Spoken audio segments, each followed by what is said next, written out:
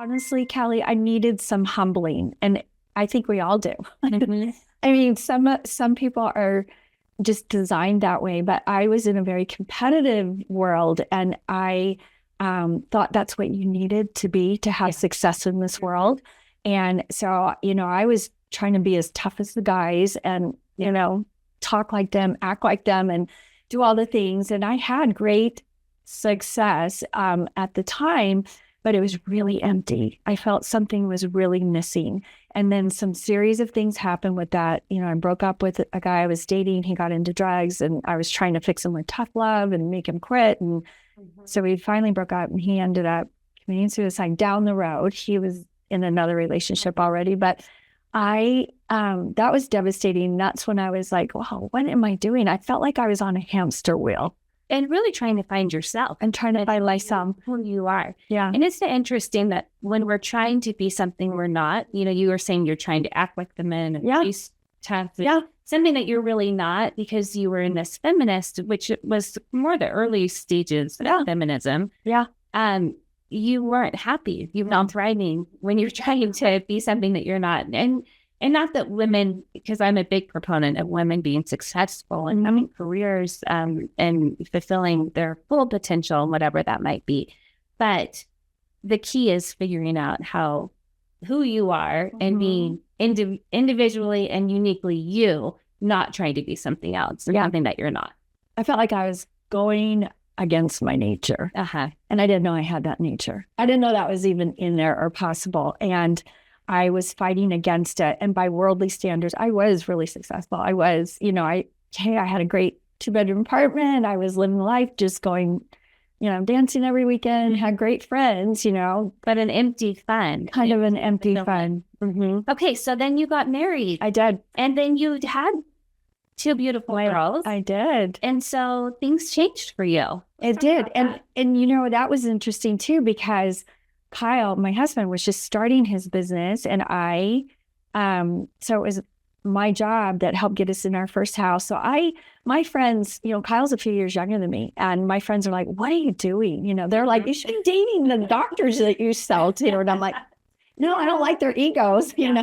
I shouldn't say that. Well, and you did find somebody completely opposite of that when it comes to ego, because I know Kyle, and he's a super humble man.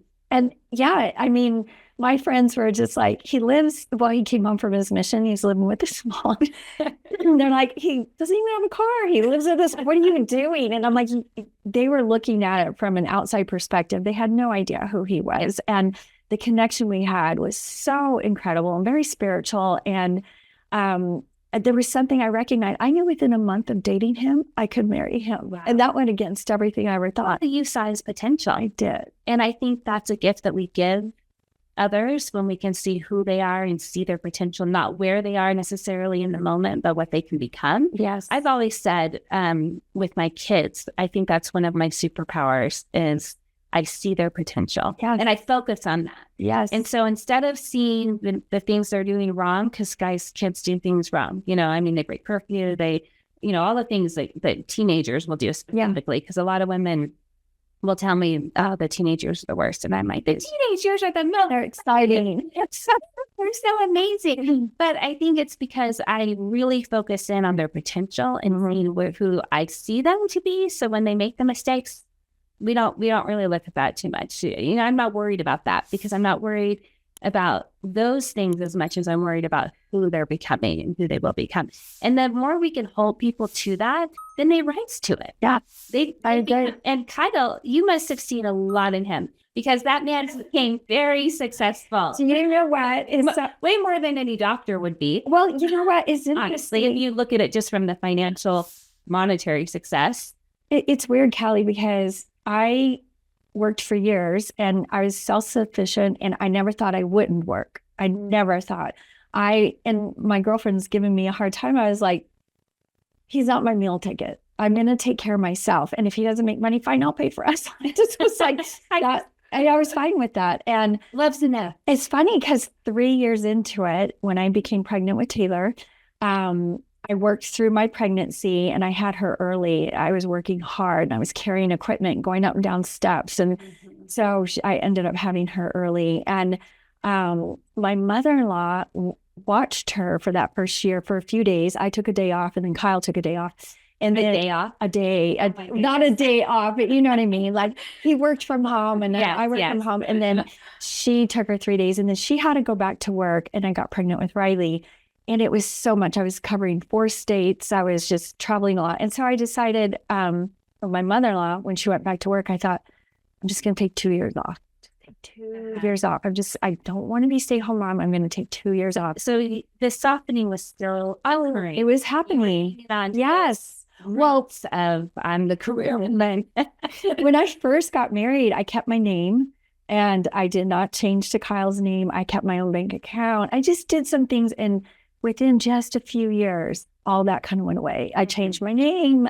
We merged our accounts. I just was like, this is, I think I had to build trust. And I think we do that in all of our relationships, our female relationships, our friendships. There's a trust that builds. And that's what's cool about getting to our age, because we have this whole lifetime and wealth of friendships and trust that's been built, that sometimes in your 20s, you're scrabbling for that. You don't know who you are, and you don't know who your friends are, and you're not, it's a challenge. So I actually love being at this stage of life. Isn't it a wonderful stage? It's a good stage where you can look back with experience. Yeah. And in our case right now, trying to share some of that experience and help each other. And that's what I decided that I would stay home with my kids, and I stayed home for 15 years and never looked back.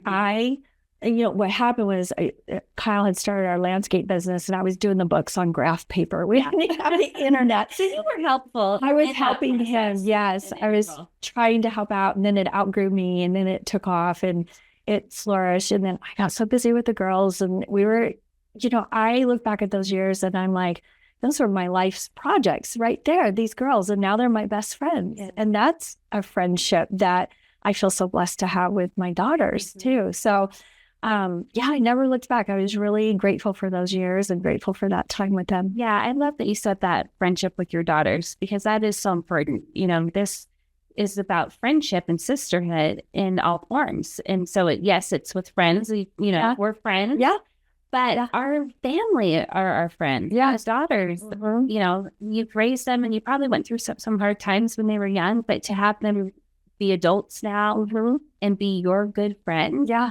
It takes on, it changes. That mother-daughter relationship does change over time. And you want to preserve it and keep it as loving as possible, because they can be some of your best friends. I'm experiencing that with my oldest daughter, who's married, and she is just a delight. I mean, such a great friend. And she probably teaches you as much. Oh, she does. Yeah. It's like, wow, I'll see things that I thought I taught her, but then she's mirroring it back in a way that's way better than me. And then there's such pride in knowing that I've done my job in raising a better generation. I mean, that's what we want to do. Yeah. And when you get to see that, it's so fun and fulfilling. It is fulfilling. Yeah.